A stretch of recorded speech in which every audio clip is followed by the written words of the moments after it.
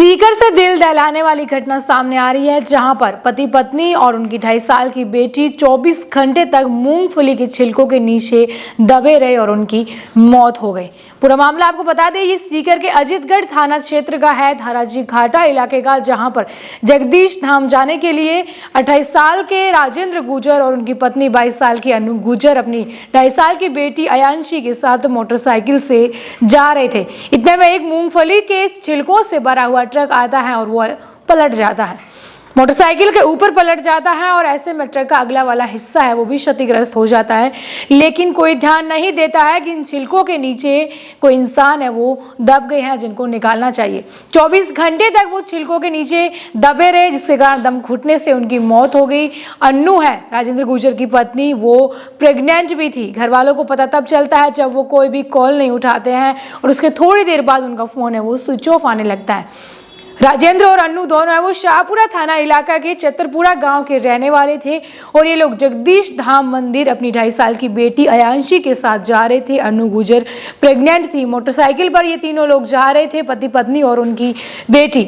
ऐसे में एक ट्रक जा रहा था, अचानक से जब पलटता है, मूंगफली के छिलकों से भरा और उसमें भार इतना होता है कि दंपति और उनकी बेटी वहां से निकल नहीं पाते हैं और उसके नीचे ही दब जाते हैं। लेकिन किसी का भी ध्यान इस ओर नहीं जाता है कि इस ट्रक को पलटा हुआ है, इन छिलकों को तुरंत यहाँ से हटा देना चाहिए। अगर समय पर हटाते तो राजेंद्र और अन्नू और उनकी बेटी बचाए जा सकते थे, लेकिन 24 घंटे तक इस भीषण गर्मी के अंदर वो इस तरह से दबे रहे तो उनकी सांस है वो वहीं पर थम गई। घर वालों को जब दोनों के फोन स्विच ऑफ आने लगे तो मामला जो है गुमशुदगी का थाने के अंदर दर्ज करवाया गया घर वालों द्वारा। इसके बाद जब पुलिस ने उनकी फ़ोन नंबर लिए, लोकेशन जब ट्रैश की तो अजीतगढ़ रोड पर उनकी लोकेशन जो है वो आने लगी। इसके बाद पुलिस ढूंढते ढूंढते वहां पर गई, लेकिन रविवार सुबह 8 बजे की ये घटना थी और सोमवार सुबह जो है उनके शव मूंगफली के छिलकों के नीचे मिलते हैं, वहां से उनके शवों को निकाला जाता है। पुलिस ने लोकेशन ट्रैश की तो उनको लोकेशन उसी रूट पर दिखाई दी, वहां पर पुलिस गई।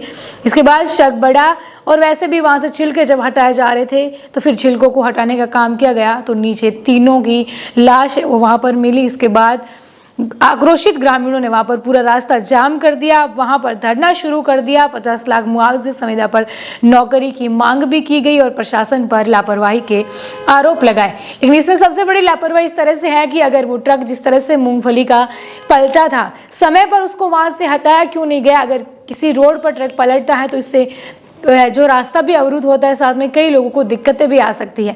अगर समय पर उस तुरंत मूंगफली के छिलकों से उस वक्त हटाने की अगर कोशिश की जाती तो राजेंद्र और उनका आज परिवार है वो बच सकता था। 2.5 साल की उनकी मासूम बेटी, उनकी पत्नी जो कि प्रेग्नेंट थी, तड़पते तड़पते उन छिलकों के नीचे इन तीनों लोगों की मौत हो जाती है और इसकी किसी को खबर तक नहीं लगती है।